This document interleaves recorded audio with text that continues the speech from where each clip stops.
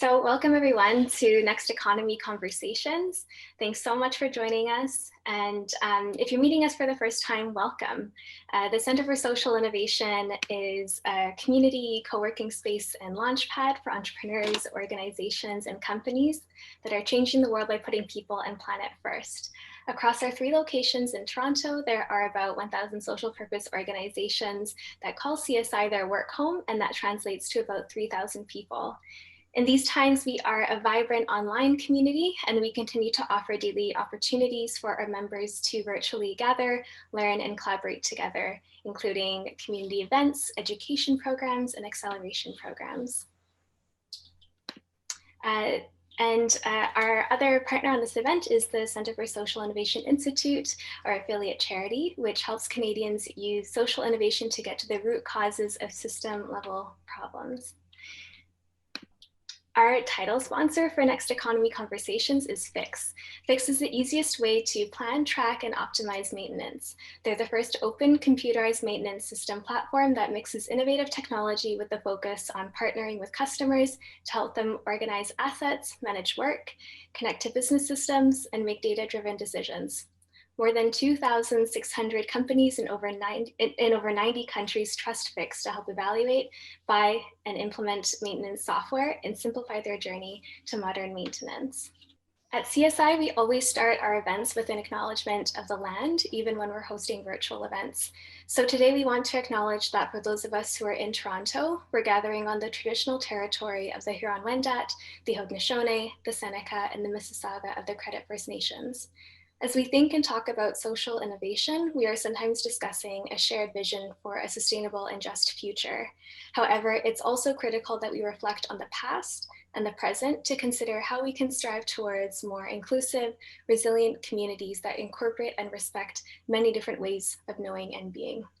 And as we move our work and our lives into the digital realm, this also means considering how patterns of inequality can transcend into these spaces. So on that note, we want to share this quote from Alexander Dirksen on decolonizing digital spaces. Meaningful change begins with recognition of technological innovation as a fundamentally human endeavor. Behind the sleek glass and metal enclosures of our lithium-charged lifelines are people, with each line of code carrying with it all the complexities of human existence. Technology is not a neutral force, nor are digital spaces safe spaces for all, instead mirroring, replicating, and at times exacerbating the real and pressing realities faced by Indigenous peoples and other marginalized communities in physical spaces. A social justice lens must therefore be applied to all that we discuss, design, and develop in the digital realm. So we encourage you to consider what it might look like in your work to apply a social justice lens, whether you're also hosting emergent conversations or if you're participating in them and shaping them. And we also encourage you to check out Native Land, which is a resource to help you learn more about the land that you're on.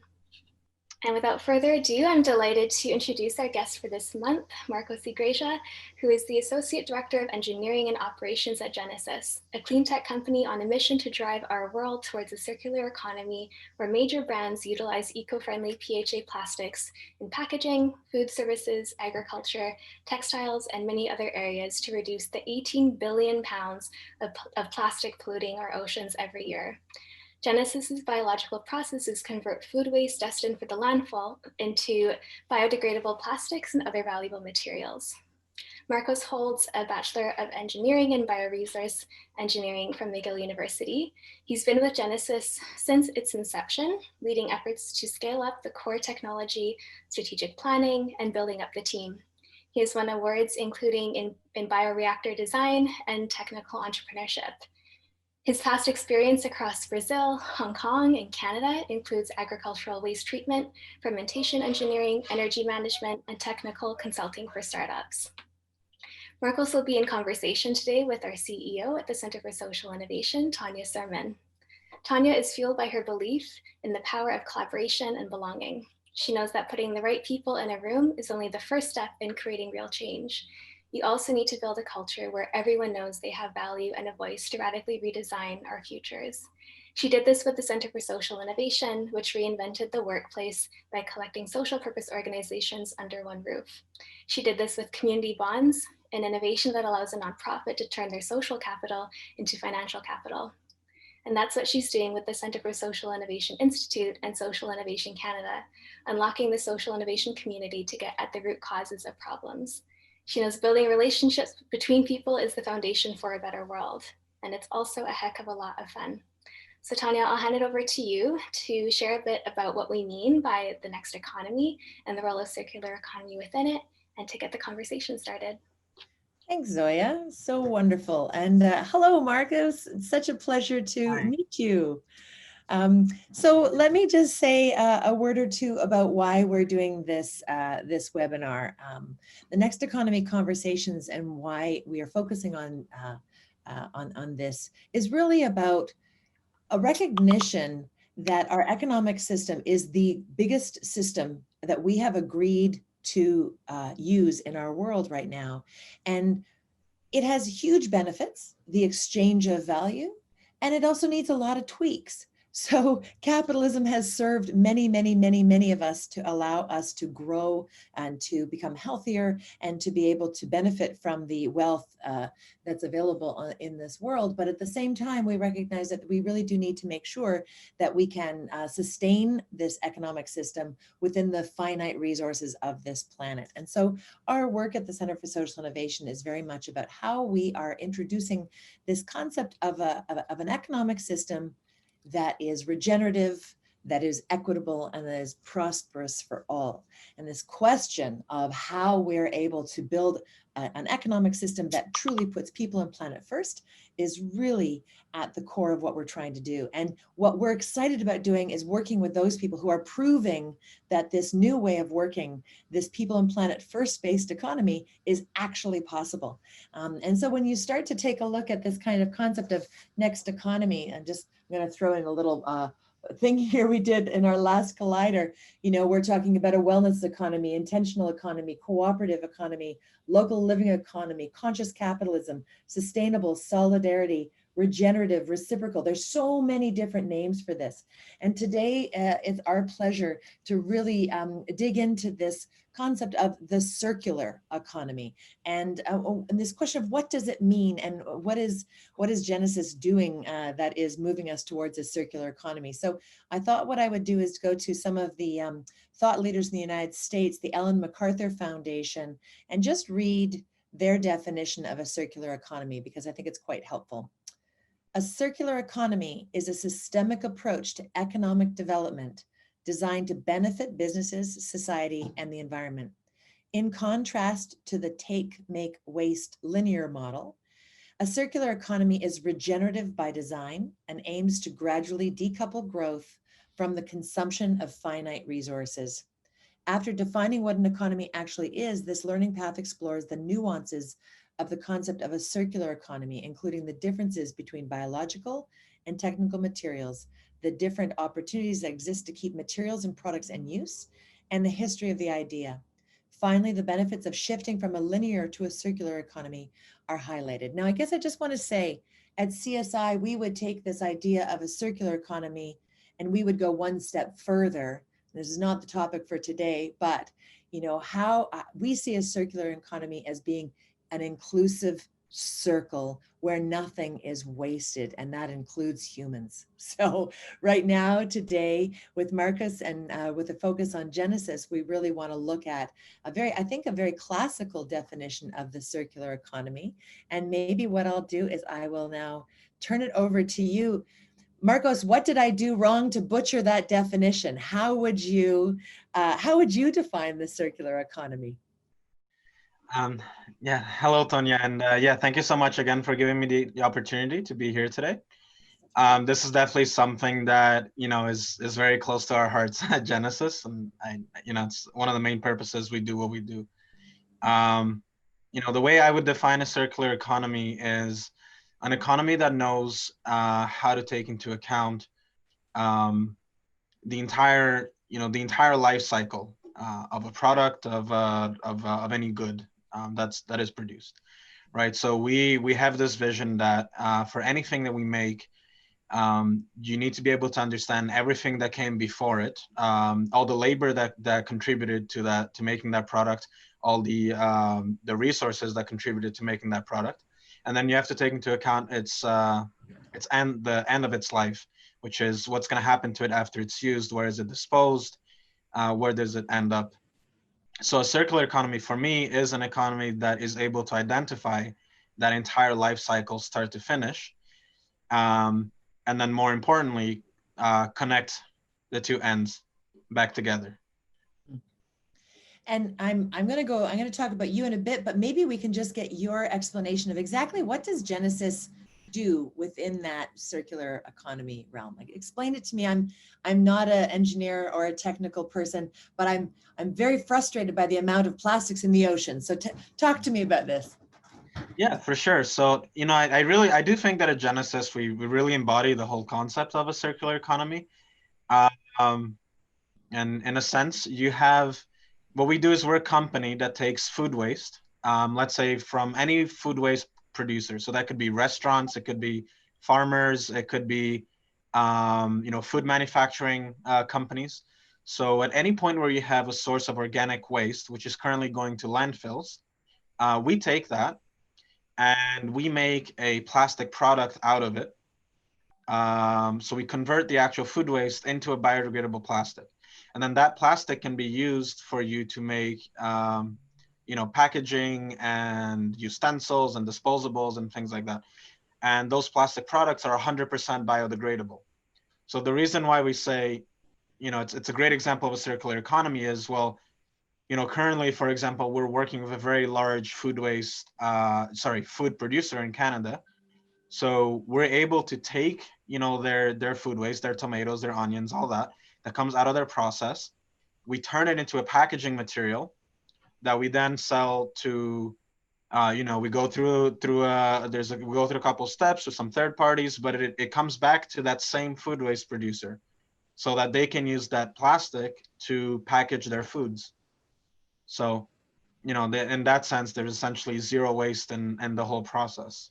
So let me just ask, because food waste to my mind is supposed to go into the composting system.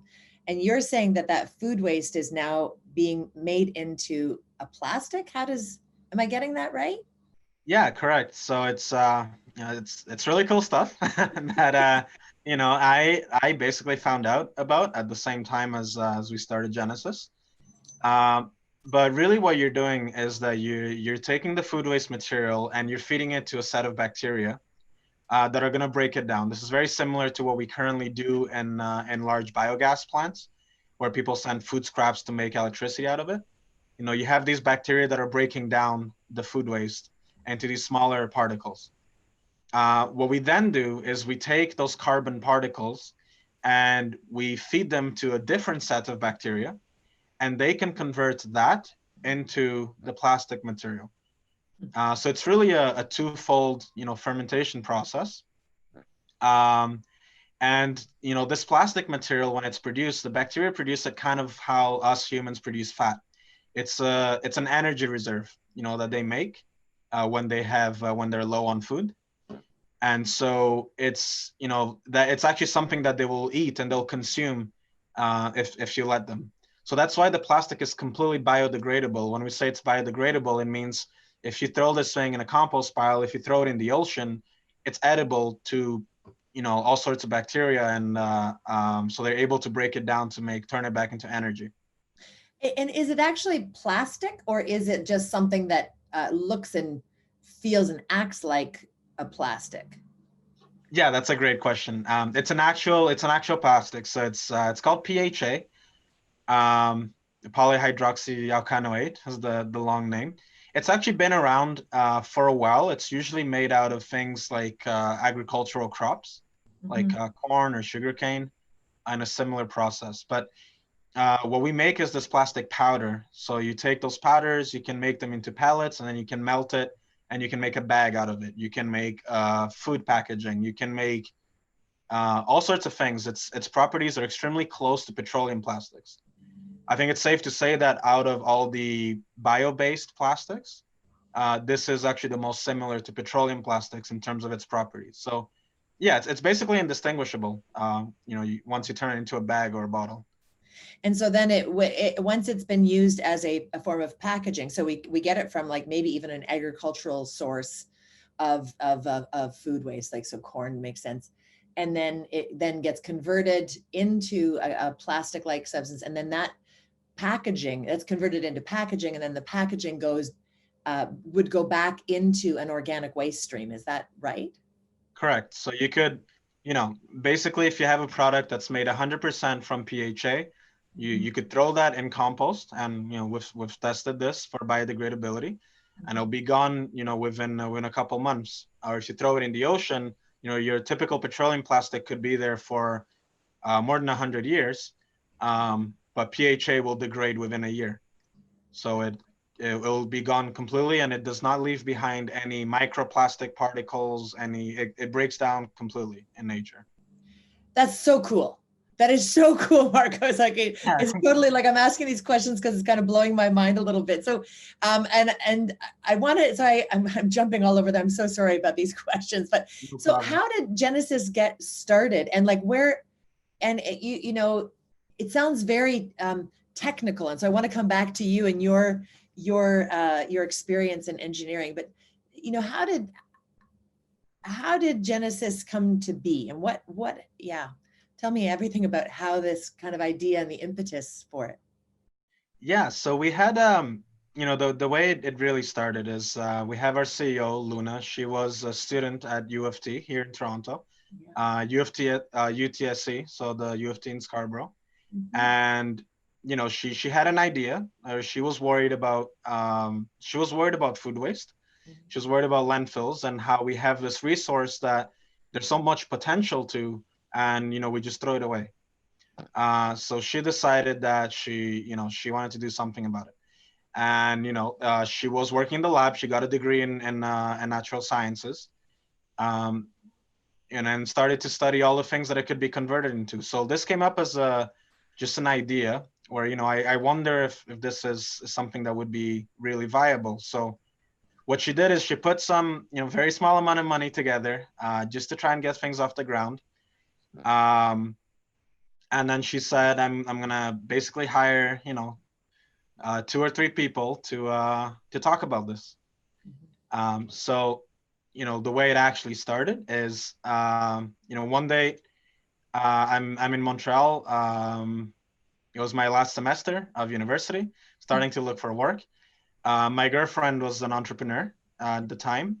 She had her own business in Montreal, and she gets a phone call from Luna saying, basically, do you want to start this business with me? And, and then Mitali at this point says, no, I have my own.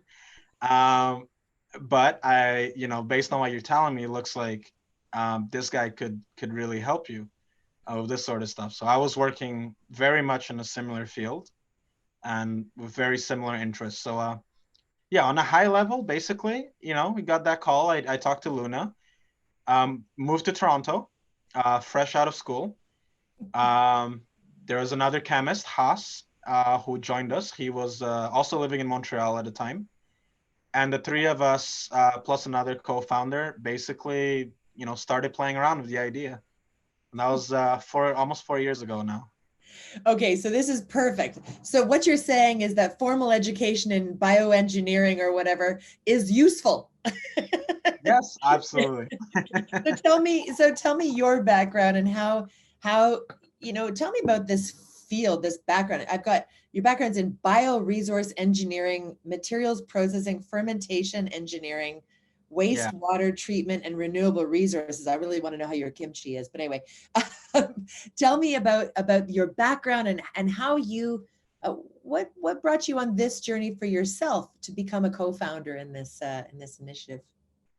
Yeah, for sure. So I went to school for bioresource engineering, and really it encompasses a lot of these things that you just mentioned, right? I think a lot of what we're trying to do when it comes to bioprocesses is you're trying to make typical items and commodities out of biological materials. So when it comes to wastewater treatment and all that, I went into school thinking I want to study fermentation. I want to learn how to turn, sugarcane into fuel, which is a very big industry in Brazil, where I originally come from. Mhm. And I think that in itself is extremely cool, right? You can extract things out of sugarcane and put it in your car, and it works almost just as well as a normal fuel. So that's what I wanted to study, and through that degree, I ended up discovering that there's actually a whole lot of things you can do with food waste. There's a whole lot of things you can do with waste materials. So I did a couple of internships, both in Brazil and in Canada, in a couple labs, and it was fantastic. I learned a lot about food production processes. So I worked in a farm.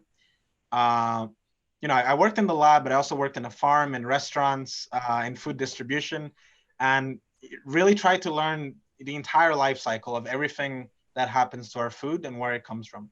Hmm. Um, so so that started to give me kind of the big picture. And what I started to realize is that through that lab work, although it was extremely interesting, um, I also got the feeling that a lot of the things we do in university and academia don't really have the potential as they are of making it past that level. A lot of things get stuck in some sort of version where it works in the lab, and you fully optimize it, and it sounds great, but it's never going to make it out of the lab because either something's too expensive, or no one is really making a business out of it, or there's a lot of other work that needs to go into it. So that became my main motivator. I did this work, and I found out, okay, well, this is really cool, but if I spend my whole life here, no one's ever going to reap the benefits of this really cool technology. So I have to do something with it. And that's what got me down the entrepreneurship path. I started to learn about entrepreneurs. I took a course in technical entrepreneurship. And you'd think that entrepreneurship's not something you can teach. I think that's true, but not really. There's a lot of things you can learn. And I tried starting my own business in Montreal, and it failed. It did not work out. Good job. Good job. Failure teaches you everything. It was the most amazing experience. That's Yeah. actually when I met also my girlfriend, Mitali. She went through the same path as me, same startup competitions and everything, but she actually succeeded. She got the first place, she got the funding, and I didn't. And just being in that environment, surrounded by entrepreneurs, learning through failure, is what got me going and thinking, okay, this is the way to go for me. I want to make this work. I want to create something that I can get to work. Yeah. So that became my focus, and so I was super excited to come here to do that. So, and what is your role in the company? What is the kind of scope of work that you do versus, say, Luna or other people in the team? Yeah, so luckily I do exactly what I what I wanted to do, which is I'm the person at Genecis who takes care of scaling up our technology. What that means is we have a very large team of scientists and engineers. There's a lot of people that will work on developing the technology in the lab. And my main responsibility is to take that and scale it up so that we can take it to a commercial scale, which is very large, and try and figure out all the problems along the way. So these can be technical problems, these can be financial hurdles, people, challenges of building a company to actually sustain this growth. So yeah, that's basically my current role as associate director of engineering and operations, is manage all the production of the plastic that we make, and managing the scale up of that technology. So tell us a little bit more of where Genecis is at. So are you mostly still in the lab phase, or is your material starting to actually produce real products? And just give us a sense of where you're at in terms of the circle. Yeah, for sure. So what we are now is that we've been able to prove the entire process, start to finish, at the lab scale, right? That's basically what we spent our first couple of years on. We filed for a patent. Now the focus is we're in that in-between step where on the lab side, we're doing optimization work so that we can work with different clients and try to address very niche specific needs for our plastic. So that currently includes clients from the pharmaceutical industry, food producers, packaging industry as well.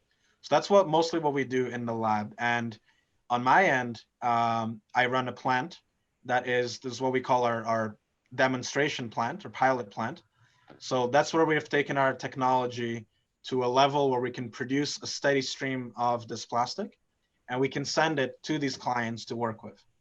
And so people actually, they want to test it within their own applications.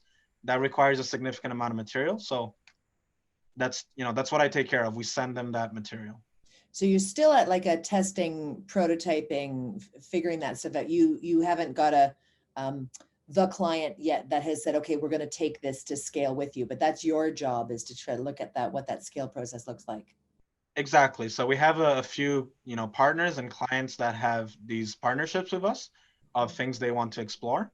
But we haven't started selling the PHA. We have we do have purchase orders for when we get to that stage, but we're definitely still in that growth phase of getting to that level, to that capacity.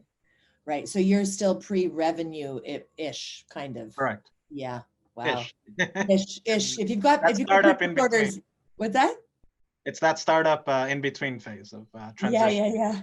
And just, without giving any, client names away, because I suspect it's, what kinds of products are you seeing being created? Like what's the appetite for? What's it look like? Yeah, for sure. So the three main things we focus on right now is, I can disclose that we're working with a very large pharmaceutical company, European pharmaceutical, Novo Nordisk, and we've had a couple disclosures about that. And they're extremely interested in pharmaceutical products. So it can be things like medical applications. One of the advantages of PHA is that it degrades easily, right? So that actually means you can use it in something that you're going to put in someone's body, in a medical application, because it will degrade. So like a suture that is sometimes used in surgeries that will degrade over time and not leave any traces behind. On the other side, we're working with large packaging companies that I can't disclose, but household name packaging companies that are looking at food packaging. Nice. But we're also working on the food waste side with a couple partners and just seeing if we can process their specific waste. Food waste is something that's extremely variable. Yeah. Different people, you're going to get a different composition of food. So we're working with people to see, their specific plants, their specific restaurants. Can we use the stuff that you're making? Well, that's interesting. So the question about the kind of variability of the inputs is a real issue. So if you've got some consistency, say, I don't know, soybean waste or like at an agricultural level, that might be a more customized formula of processing than, say, like a consumer waste that you'd get from my kitchen. Is that true? Yeah, correct. I think, overall, surprisingly, food waste actually has a lot more of a constant pattern than people think. I think when you really scale up to very high scales, everything gets mixed together. It's actually quite constant. Mm-hmm. But that's not true at smaller scales, right? So it's tough. Yeah, basically, if you have you get food waste from a plant that has a lot of meat, or you get food waste from a plant that has a lot of cheese and different things, that can impact the plastic that you're making. So it's a big challenge with the technologies for us to actually control that variability on the plastic side and make sure the plastic is constant in terms of its properties. Mm-hmm. But I think we've actually been doing a pretty great job at it. Has some really promising results that the bacteria pretty much can handle that variability. Mm-hmm. I got a question from Stephen Lippa on the chat. I tried to get his earlier question around market readiness in, but he says, what about price competitiveness? Is your plastic more expensive than traditional plastic? Will the margin be profitable at scale? Yeah, that's a great question. So our entire business model is built around the cost proposal, right? So like I said, currently the problem with PHAs, they are actually commercially produced. The three largest producers are, I believe, China, United States, and Brazil for this type of plastic. Now, what happens is that it's mostly produced from agricultural feedstocks like corn and sugarcane. And a huge part of that cost of making the plastic comes from purchasing essentially that feedstock. So you could have 30%, 40% of your cost is coming from just buying that sugarcane, getting that corn, or growing it. we get paid to take the food waste, right? So we actually have people that will pay us to give us their food waste. So it's a huge cost offset from what's currently done in industry. Now, obviously, there's a whole bunch of challenges. It's harder because of the variability and all that. But yeah, in terms of cost, there's an insane potential to make this thing really competitive with petroleum plastic. It's not going to be the same price point, but for niche applications, definitely competitive. Interesting, really interesting. I have to ask the gardener's question here because I've been educated and raised to believe that I should take every bit of food waste and put it back into the soil right in my home and turn it into that magical gold that brings life to my vegetables the next year. Just talk to me about, is the quality of output in this process going to be as high a quality as what I'm able to generate from my little compost unit? Like, it sounds like a silly question, but just bear with me here. No, no, I understand. And basically, that is the mentality we want people to have, right? That nothing is actually a waste. Everything that comes out of, whether it's your home or your business, you should be able to reuse it. And composting is an amazing way of disposing of food waste. And then that being said, I really don't think there's a shortage of it.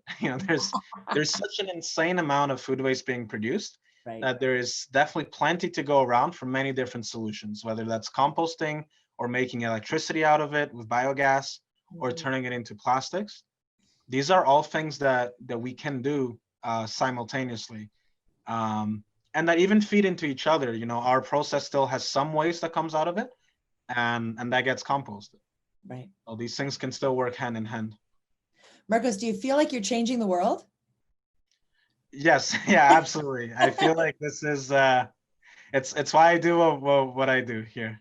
Yeah, it's just amazing. I'm so excited to hear what you guys have been able to do. How long do you think it'll be until you're able to, what's your growth trajectory look like? What's your plan going forward?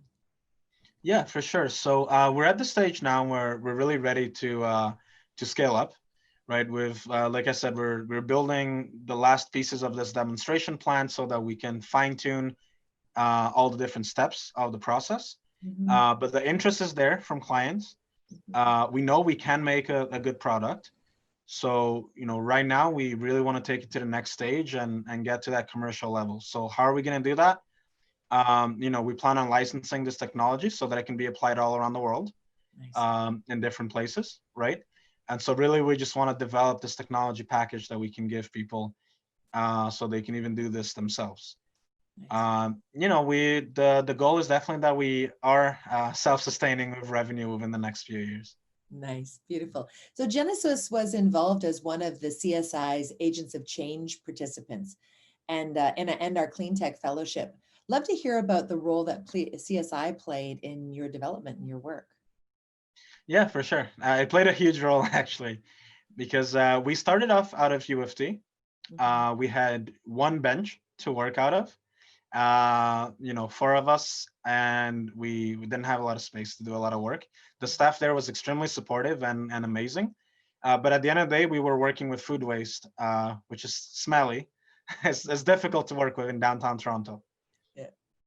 So, what ended up happening is we ended up not being able to conduct work out of the lab anymore. And it took us a while to find a different solution. So in that process, CSI was extremely helpful in not only helping us connect us to people that we could talk to find us a workspace to get us the resources we needed, but also we actually worked out of the CSI shared offices when we had nowhere else to go.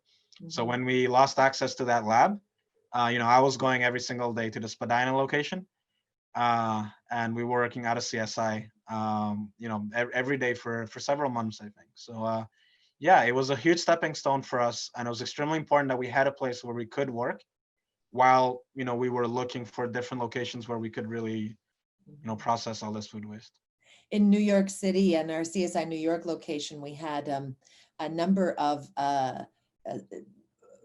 startups that were also working in the food reuse or kind of chemistry side of things. And ironically, they were literally using our kitchens at the space to try to dream up new ideas and turning our community kitchen to a bit of a laboratory. It was shocking. It worked. They actually, I forget the organization, but the product that they came out with was a Lollyware, which was a disposable, a biodegradable,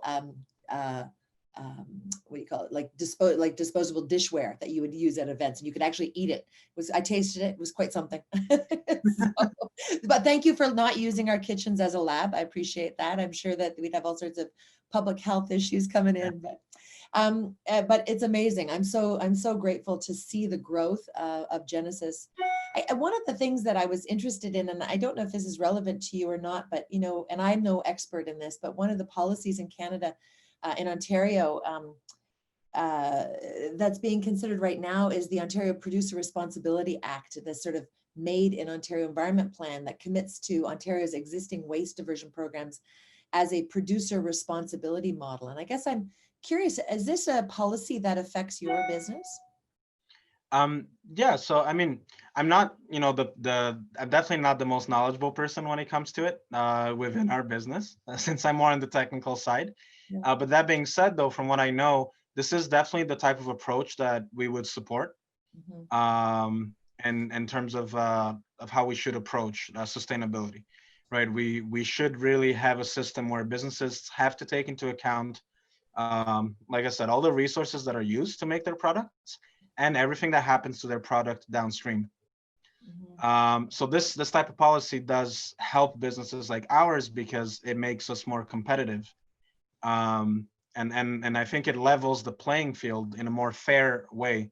One of the things we say is that a lot of the things you'll get when you tell people that you're making some sort of biofuel, you're making some sort of bioplastic, as people always say, oh, well, they can never compete with petroleum plastics or with, natural gas and that in fossil fuels for energy, because it's so much more expensive. In reality, what happens is that when people say that, they don't take into account the entire life cycle of those products, right? When people say that petroleum is cheaper than a biofuel or a bioplastic, they're not taking into account the costs that are caused by the disposal, right? So they don't take into account the pollution that this causes in our oceans. They don't take into account GHG emissions, which affect our atmosphere and cause climate change. They don't take into account conflicts and all sorts of other, political conflicts that are created through the improper use of those resources. So we do believe that these are all things that you have to take into account when you're thinking of your supply chain. And when you have a technology like ours that can be made locally with your own food waste, you're not going anywhere else to take it out of anyone's hands. And it's something that you can make sustainably and you can make for cheap.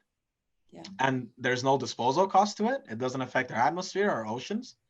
I think in a fair economy, you have to take those things into account as a cost.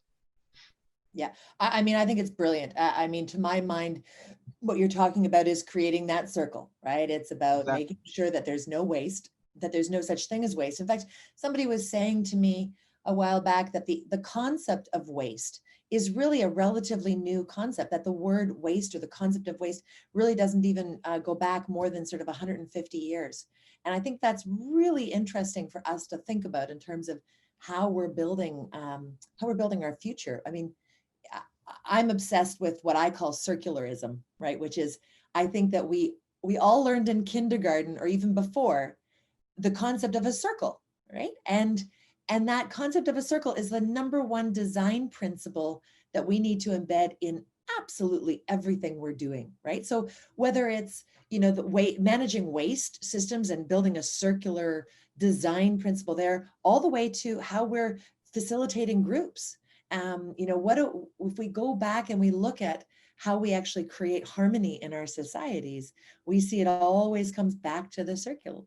How are we building a closed loop system where we take responsibility and hold and build that sense of belonging for everyone in that circle? So, I mean, yeah, the work that you guys are doing is music to my ears. And so I guess I'll say, what role do you see this technology playing in rebuilding our economy. I mean, look, we're at a we're at a globally a pivotal moment in time, and I think a lot of us are hoping that the silver lining of this COVID pandemic will be a seismic shift in thinking about how we do things together at a global scale. And the earth is finite. We are limited. I guess I wonder what role you see Genesis and really clean tech more broadly playing in rebuilding our economy to be more regenerative, equitable, and prosperous for all. Mhm. No, absolutely. So, I mean, aside from the technical side, like we just said, that really, this idea of reducing waste and reducing environmental impact, um, there's also the other factors like resilience, right? So the fact that you can make products that are essential to you with a local resource. So when you talk about things that we've had shortages for, sometimes there'll be plastic products, there'll be masks or things like that. We should be able to have, smarter ways in which we can produce things locally from materials that are currently going to, that are getting thrown away. So I think that is one aspect in which things will change in a post-COVID world, is people will give a higher priority to having this kind of local resilience, right? Yeah. I think the other thing is just from a more social perspective. I think it's just people's mindset, right? That they have to oftentimes fend for themselves. That we have to be the ones that come up with the solutions that are going to move things forward. We can't wait on previous generations and previous established businesses to necessarily innovate all the time. So we want to encourage people to start their own businesses, to follow their own dreams and their own endeavors, to try and solve a lot of these problems. And especially now where there's so much unemployment and there's so much difficulty to go around, and for people to make a living, it's extremely important that we encourage this type of work and we give people the opportunity to do this type of work. Yeah. So this year, despite COVID, we've actually basically doubled our company size since January of this year. Good job. So that doesn't only mean that we're doing well, but it also means we've created more jobs for young Canadians that were looking for work. We have a team that's extremely diverse. So we have people from all religions and all different backgrounds, different countries. So, we create this environment where it's a melting pot for different ideas and different talents to collaborate. So this, just in general, that is something that I think is extremely important, with the situation that we have today. Yeah, no, fantastic. So I'm going to ask a couple of these questions, Zoe. I'm going to go ahead and do this because that way I can wrap it up. But so some of the questions that we're getting from folks are, could you manage a low-cost access to vulnerable populations? This is interesting.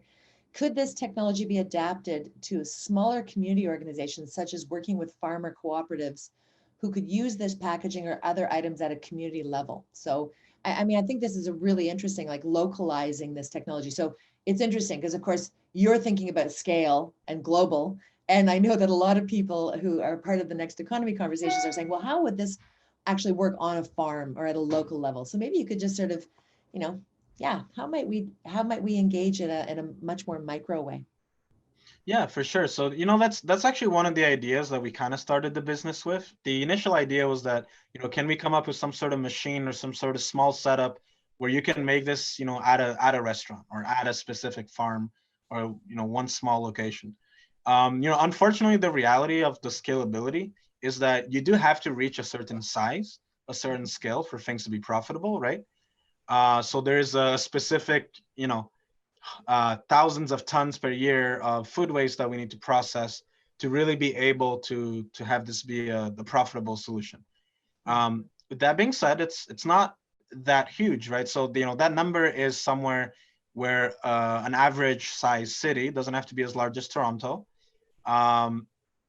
makes enough food waste to satisfy that volume. So I guess what I'm trying to say is, yes, this is a solution that can be applied to different cities of many different sizes around the globe.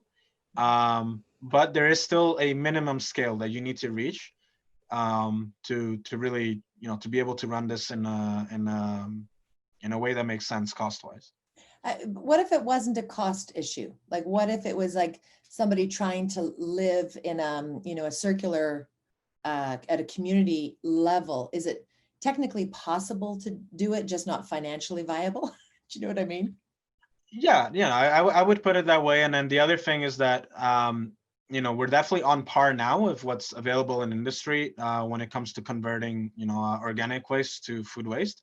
But that conversion is still it's a small portion, right? So, if you start off with 1,000 kilograms of food waste, you're going to make, I think 30 or so kilograms of plastic. So, Right. just like in most industries, you're making a small amount of plastic with a lot of starting food waste. Right. So that's why it also, if you want to make a plastic bottle, that requires a certain amount. So there's those limitations. So it really depends on what are you trying to make and how much of it, right? Mm-hmm. If you have really basic small needs, then yeah, it'd be possible. Yeah. I think that's fantastic. And I guess another question here is, from a Canadian market perspective, can you take a retailer's food waste that they're currently throwing out, for example, a Metro or a Loblaws or something like that? Like, are you guys talking, is that the kind of thing that the kind of waste that you'd be collecting? Yeah, absolutely. And I can disclose that we do currently partner with, I was gonna say two, but it's actually, there's three different extremely large food waste, sorry, not food waste, just food producers in general, groups in Canada that we are currently, either advised by or work with in some way or form. So these are, these are people that either manage different restaurant chains, around the country, or these are companies that make food products, things like processed foods. Yeah. So yeah, for sure, we're able to work with that industry. And the Canadian market is alive and well in this area, you're saying? Yes, absolutely. Yeah. There's And so, a lot of and material to go around. and your piece is really the technology piece. So do you just outsource, or does it all have to come through you, the food waste, or can it be something that you're actually starting to help build other businesses that might take this concept, say, to other provinces and so on? Like, are you looking at that kind of national expansion? Yeah, that's a good question. I mean, right now we're focusing, in Toronto and Scarborough, and we want to grow our technology, definitely here, definitely in Canada for sure. And we're partnering up with, the Canadian government. We have a number of very large government grants, both from federal and provincial sources. So this is definitely solutions that we want to develop in Canada for now. But that being said, it is something that's replicable elsewhere, right? But our focus right now is to grow here and to prove it out, so that then we can focus in other areas. What's your biggest challenge? From a technical perspective, there's a bunch, but I actually think that the real challenges are less so on the technical side.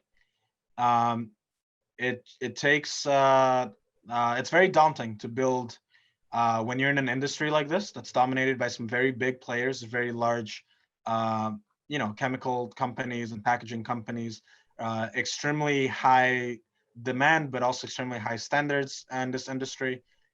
I think the most challenging part is playing in that court and being able to deal with partners of that size and address their needs. I have a question. Do you have somebody who's a little older and more experienced on the team? I mean, you guys are all fresh and ready to roll right out of university. Are you working with somebody who's got that kind of, 20 years experience in the industry? Have you found that kind of support? Yeah, for sure. We actually have a pretty great mix. Luna and myself are the same age. She's the CEO. And we were both the youngest people in the company for a very long time. Until we started getting some more recent grads recently. So our team is actually a good mix of a few people that have been in the plastic industry, in engineering, different engineering companies for their whole life, as well as a lot of ambitious young people. Yeah. And on top of that, we have a great advisory board that we work with. We get advice and we get support from all over the place. That's we're always looking to learn from people that have been in this industry before. They've managed much larger companies than what we are, and so we're constantly getting that input. That's fantastic. Marcos, I'd love to sort of see if we can have a few more questions from other folks who are on the call right now. So if you have questions, please do put them into the Q&A section or even the chat. And as we're sort of waiting for a couple more questions, I'll just say, Marcos, I think it's pretty exciting to see. And, you were talking about not waiting for somebody else to come up with the ideas. At CSI, our tagline for almost a decade was, it's up to us. It's up to us to be the innovators, the creators, the people who are thinking outside the box, and looking at how we're able to get our systems in place that really are able to incentivize a more regenerative world. So I guess I'm really inspired by the work that you have done, and I'm actually just delighted that you're fresh out of university and starting up. It's fantastic. Oh, I got another question. It says, do you have competition in this field? Oh, there you go. That's a great question. Yeah. Yes, we do. Specifically turning food waste into PHA. There's not a whole lot of people doing that out there, but there are a couple players. For example, in the United States and on the West Coast. And I think everyone does it a little bit differently, right? There's specific parts of the processes that we believe we do better than our competitors, and there's some other aspects. So there's some competition out there. I would say though the bigger focus for us is really just there's an excessive demand, right? So there is not enough people making this plastic right now to match the demand that's out there for it. And it's safe to say that we have not spent a lot of money on marketing or even branding ourselves, and we will get a lot of interest from clients that will come to us about it, and as I'm sure they come to competitors as well. So I guess what I'm trying to say is that the need is there. People want to make the shift. People want to move towards these biodegradable materials, but there's a lot of hurdles with the cost and with the technology. So there's definitely a push for a lot of people and more to try and solve these problems. Yeah, what you're saying is like the market's huge. Let's everybody all in. Let's do this. And one of the questions that was asked was about the announcement of Canada moving to single-use plastics or eliminating single-use plastics in 2021. Is this, do you think, been one of the drivers for the business for you? Yeah, so it's I think it's gone through recently, right? But it's definitely been something that we were definitely looking forward to, and it's super exciting for us. And like I said, I think it's the right thing to do, because we should take into account the cost of disposing of these products. Yeah, that's that responsibility, right? It's like, if you have the audacity to create a product, you better take responsibility for making sure of its disposal appropriately as well. And I think this is one of the interesting shifts in our economic system, is really understanding the full life of a product.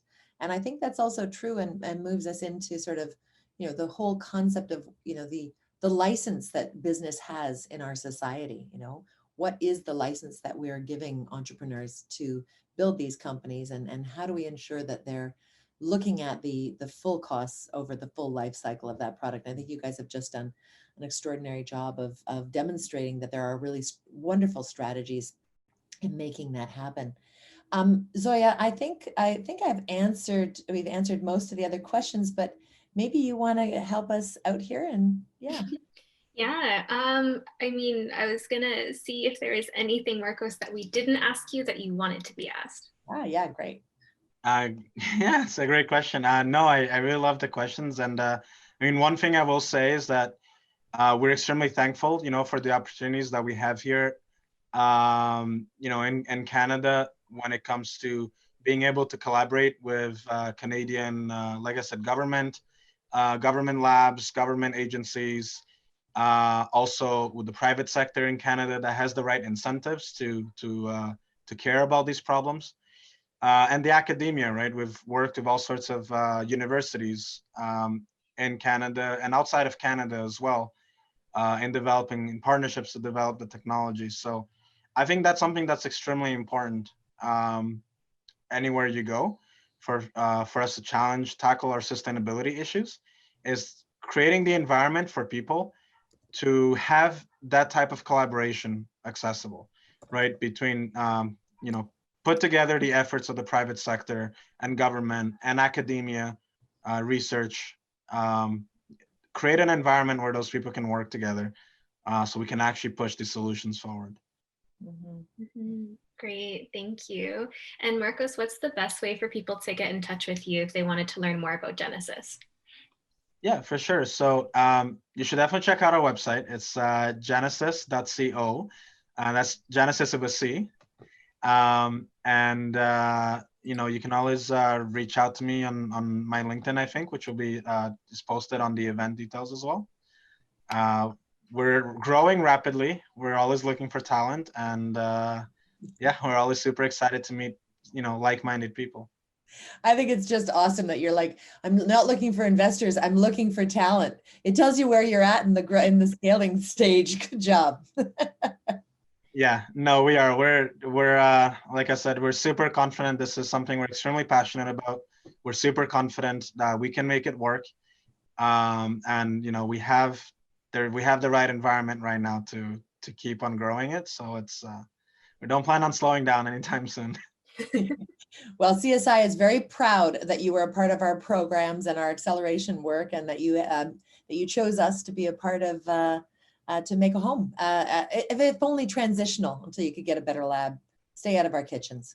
It was super important, and I'm really appreciative of all the existing accelerators that CSI also has. I think they really make a difference for people right now, and I'm able to tell, just even from the outside, that it's changing a lot of people's lives and giving them the opportunity to do their own thing and work on their own ideas. Yes. You are, Marcos, you and Genesis are proving that a next economy is possible, and your leadership and your creativity and your commitment to building a regenerative economy is something that makes us very, very proud. So keep on doing amazing, amazing work. I'm just blown away by what you guys are doing too. Yeah, thank you so much, Tonya. Appreciate it. Yeah, amazing. Thanks so much, Marcos, for joining us today.